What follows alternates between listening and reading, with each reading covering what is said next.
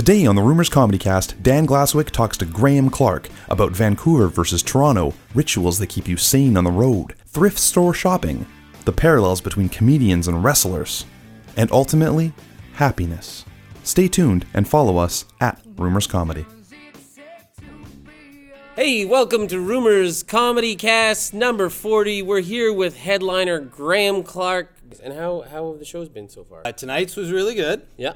You did a great job. Thank you. Last night's was okay. It was one company, and they were a company that sold Viagra by phone. And That's a real thing? That's a real thing. Yeah. Okay, we're not trying to be funny here. No. Yeah. That's what they sold, and they had a really good sense of humor about it. Like I made jokes about it. You almost kind of had to, right? Yeah. Yeah, it was weird because like their company name, I won't say the name of the company, but it sounded made up. And then Tyler forwarded me, like, he's like, no, here's their website. And it looked like a website that he had just whipped up in, like, that afternoon. Like, no, it's a real company. Like, it all seemed like a prank. And then when I found out that they sold Viagra, I was like, this isn't a real... This is all... You're making all of this up. I feel like you are making... Like, I'm not... No, but for real, this is all above board. That is really what it was.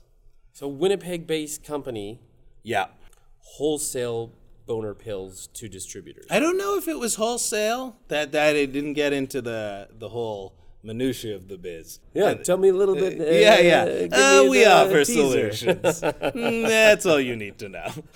Boy, The way they should answer the phone is, "What's up?" Not your boner. But maybe they're watching now. Yeah. And then, hello. You can use that. Yeah. Hiya. What's up? Not you right now. To me, you seem like a well-adjusted, like very happy person. Like, are you a happy person? I think, yeah, I guess. I like comedians. I like doing comedy. I like the whole thing. Like, I've met a lot of people that it seems like comedy makes them miserable. And I'm like, well, you don't have to do it. But they still do. So, I don't know, man. I think it's an effort over the long term to not become a bitter person. Remember why you're doing comedy. Yeah. And not because people are going to get things that you don't get, and they're going to, like, different people that start way after you kind of rocket to success. Name one. Oh, there's too many to name. I mean, God damn it. There's so many. But from your scene. I would say a guy like Phil Hanley is doing phenomenally well. Comedy Central half hour. Yeah, absolutely. Like, you got to keep, like, an eye on yourself to be like, well, that's good. You got to be happy about their success. Yeah. And realize that it doesn't mean you're not a success. Do you know what I mean? Like, there's a feeling like when somebody has success that somehow you're not having that success. Like, right.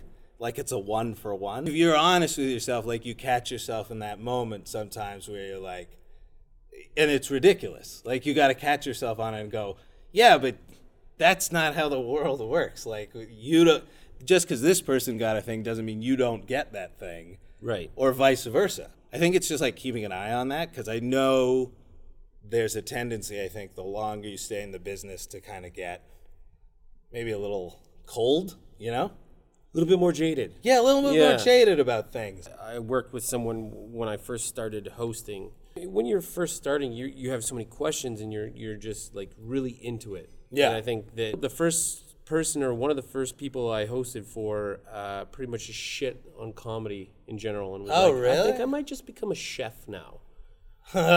And you're like, good call. Go be a chef then. I didn't know what to do. I was so scared. I was like, why am I getting into this? Because this person was successful in their own right. Right. And I was like, how? And they were like, nope. Really? Yeah. That sucks. Man, that sucks. So were you funny initially? Like was I funny in life, you mean? Or? Yeah, sure. Yeah, I think so. Like, I think when you're a kid and you got, like, you start having crushes and stuff, you're trying to figure out, like, what do I bring to the table that nobody else brings to the table? And I remember it being as a kid, like, I was like, well, it is not looks, man. You dissected it this much when you were young. Yeah, I remember looking, and, like, I remember there was a guy. Anyways, he was, like, the best looking kid in our class, and I was like, so you don't look like him, so your looks is not it. And it wasn't raw athleticism. It wasn't that. But I was like, I think I could be the funny guy. So that kind of sealed my fate. Yeah, okay. And I think that's probably most dude comics origin story. I tried to be funny so that girls would like me. I don't know. Did you think, were you Not funny? me. No? I think it was just a general like lack of self-confidence and not knowing who I was and just wanting people to like me. The insecurity led into what became funny because there was humor in the honesty behind that. Yeah. But you're right. Like, there's something very, like, that's the kind of binding thing across all comedians is we, like, desperately want people to like us. That, to me, does not sound very happy. No, it's not. It's not. No, it's not. It's Desperately wanting people to like you. Yeah, but I think, doesn't everybody have that? I mean, maybe there's, like, some cool people who are like, whatever, man. You know? But I'm like, I care. Yeah. I super care. Oh, man, I care too much. What did you take in school? I took journalism in Calgary, and then I moved to Vancouver, and I went to film school. Okay. Yeah. Yeah, 2 rock-solid career choices. Oh, I know, man. I know. And the thing about film school was, like, I was almost guaranteed a job. But as soon as we graduated, there was this giant actor strike. So nobody was getting any jobs. I ended up working at a toy store. And I was like, well, I got to do something aside from just working at a toy store. That sounds really happy. No, that's the thing. It sounds really happy. Like when you see a kid, like, throwing a tantrum. Full of joy. Just being like, oh, when you see a kid full of joy, and then you're like, God damn it, give me some of that. They're throwing a tantrum to get their parents to, like, buy them cereal. In the grocery store. Mm-hmm. It's like that the whole time, all day at a toy store. You see, like, just an adult walking in without a kid, you're like, God bless that person for leaving their kid at home. But bringing a kid into a toy store, they just lose their mind. And they're just begging their parents the whole time for things. And, it was a nightmare. It was a nightmare, man. But you know what? I survived. But you seem well-adjusted about it. Yeah, well, that was a long time ago. The States have something versus, this is like LA versus New York, where it seems like it's more like writing versus performance. Sure. Is there the same kind of like dynamic in Canada? Is there like this Toronto versus Vancouver? Whenever I go to Toronto, I think Toronto doesn't even know Vancouver exists. You know what I mean? I just see a lot of people in Vancouver just like, they're doing it purely out of love. Not like anybody in Toronto is making a fortune, but there's an industry there. You know what I mean? But otherwise, I don't think Toronto would think anything about Vancouver. What makes you happy? What makes me happy? Boy, that's a tough one. Well, doing comedy, it still does it for me. There's that kind of, the feeling when it's really going right, when the jokes are hitting, and you've got kind of you're setting the pace. Mm-hmm. That still feels good. Like, I haven't lost my interest in having that as a part of my life, Right. There's just always elements that you can't control because that's live performance, Yeah, I guess that, and I just like this. I really do like simple stuff. Yeah. Yeah. Like, I don't want for much, and I'm fairly healthy, I read that you do, what's it, Ring-a-ding-dong dandy. Ring-a-ding-dong dandy. Yeah. And that's, you play old wrestling clips? From every era of wrestling. Just as long as it's like something funny. Yeah. Yeah. And then we, myself and a comedian named Ryan Beal, we just do kind of a running commentary over it. And that show is the most fun. So you're a big fan of wrestling then? Yeah. Did you ever decide that maybe you should just grow up? Yeah, absolutely. And you know what happened? is I totally did. I like stopped watching wrestling because No, I now did. I feel bad for asking you. No, because I did. I stopped watching wrestling for years. And then a friend of mine took me to like a live, like an amateur wrestling thing. And I was like, man, these guys are so entertaining. And then I was like, why did I ever give up on watching it? Like, it's like performance art. You know, it's like funny and it's over the top. And as soon as you move it out of the realm of kind of athletics, and you just are like, this is ballet. This is a musical without music. Then it's just like, it's unbelievably entertaining. If you ever meet a guy who's like an amateur wrestler, if you're at a party and this guy's like, yeah, I've done some amateur wrestling, park yourself there and you're going to hear some like fantastic stories. Sorry, pardon me, just getting it up here. In general, is because you do kind of diversify yourself in the sense that, I mean, you do stand up, but you have, you know, a famous podcast and you do these other shows where it's, you know, comedy, but it's not necessarily stand up. Yeah. I think when I started in stand up, I thought that was it.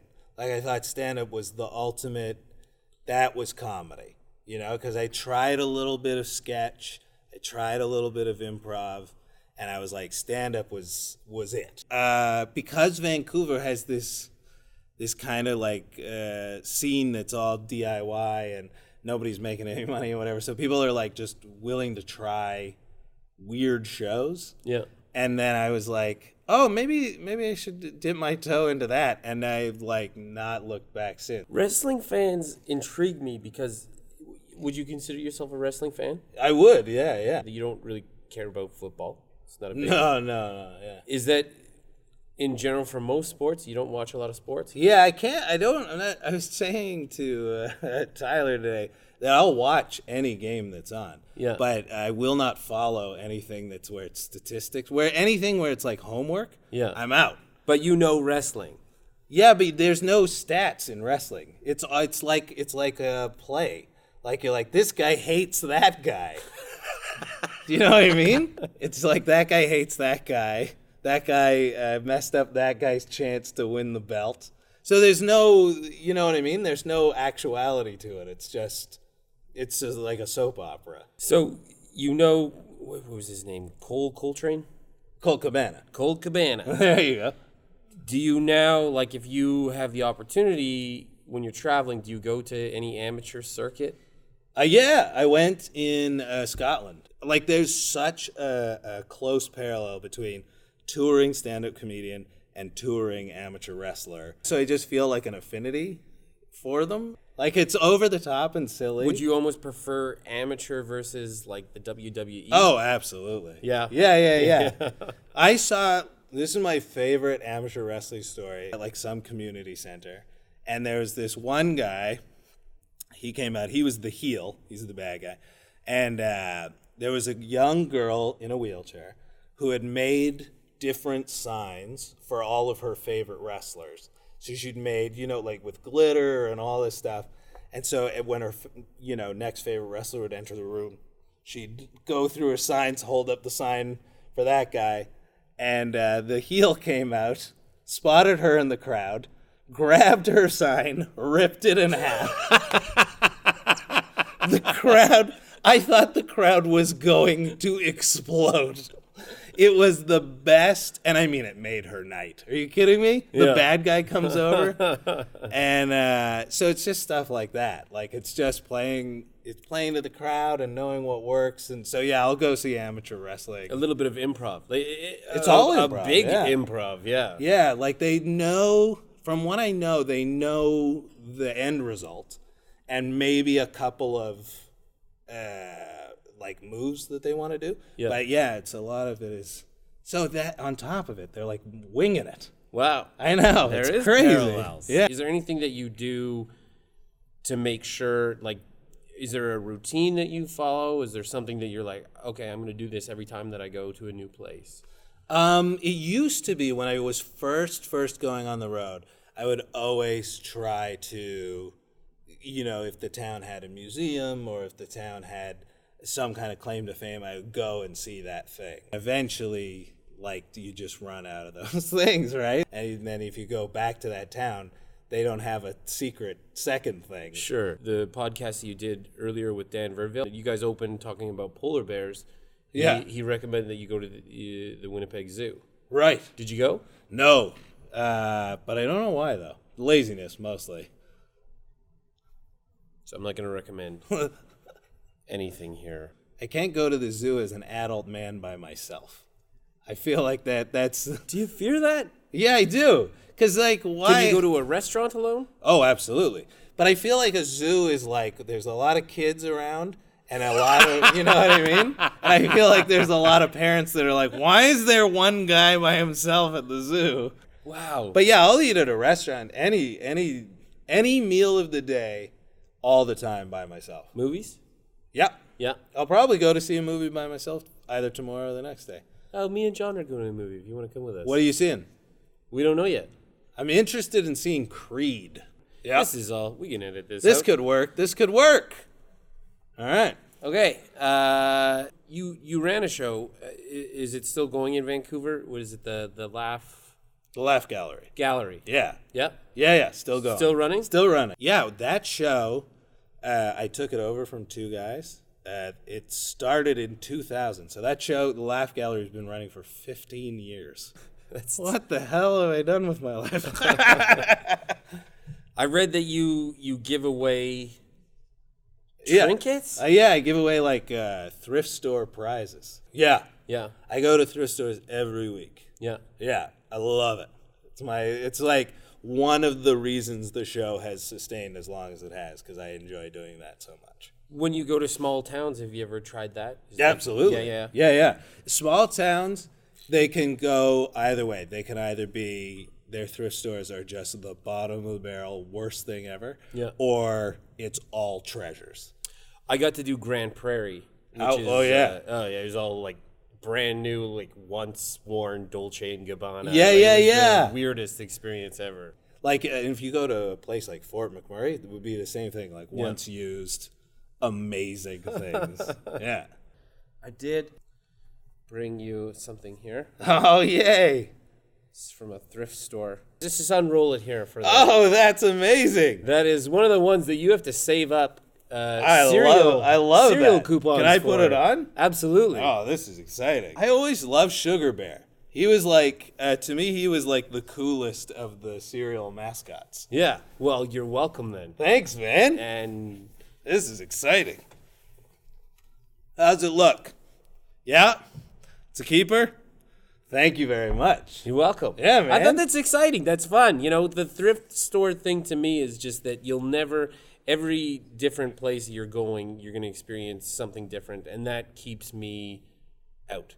Yeah. You know what I mean? Like I see so many comedians that will stay in their hotel until right before they need to go on stage. And it's just like, hey, it's 9:00. I'm talking for the very first time in the day. Yeah. The first couple of years when I was touring small towns, I found small towns very scary because I'm not from a small town. Are you from a small town? No. So, like, do you find them, like, a little intimidating? Because you're the outsider. You're not from town. Yeah, no, I have lived in one since when I was dating someone. In the same way that I find it overly friendly, yeah, it can be overly scary as well. Yeah, like somebody I remember, like, when I was first starting was like, if you're in a small town and you're at the show and people want to, like, buy you a drink, get them to buy you a drink there. Don't go to another place with these people because here you're the comedian. Yeah. There you're just some guy who's not from town. Did you never made that mistake then? No, I definitely made that mistake, and I was like, oh, this is why that piece of advice is so true. Is there an effort when you're in a place like that to remain happy? One thing that, like, people, myself totally included, is like you don't exercise properly when you're on the road, and you don't eat properly. So yeah, I think you do have to, like, be very conscious of. And I know people who, like, they meditate, and I know other people who, like, they always get up at the same time every day, and it's just like a way to maintain, like like just like a normal, bit of normalcy in Yeah. a very unnormal kind of business, Yeah, you're working 1 hour at the end of the day. Yeah, I mean, and like if you're on the road, like most of your day you're sitting in a car, right? But if you're just doing like one-nighters, oh man, I don't know how dudes do it. Like I did it briefly, and I was like, not for me, man. Do you think people that would stick to corporate could remain happy? If they found a way to make it work for them, and they found a way that they have a set that they like doing, and that does well, and they make a lot of money. So Money is happiness. that's what I've heard. That's exactly what it is. Yeah, because all the rich people are the happiest people, right? Of course. Money does buy you happiness. Donald Trump. Happiest go-lucky guy you're ever gonna meet. Who do you think is happier? Amateur wrestlers or comedians? Ooh, I'm gonna say without a doubt it's amateur wrestlers. Yeah. Yeah, because I think like in comedy, there's a lot of angst wrapped up in being a comedian. But the ceiling for wrestling is, I would almost say, probably harder to achieve in wrestling than it is comedy. Oh yeah, Because the WWE is the ticket, right? That's the it. one. Yeah, And absolutely. if you don't make it, then that's it. After he retired.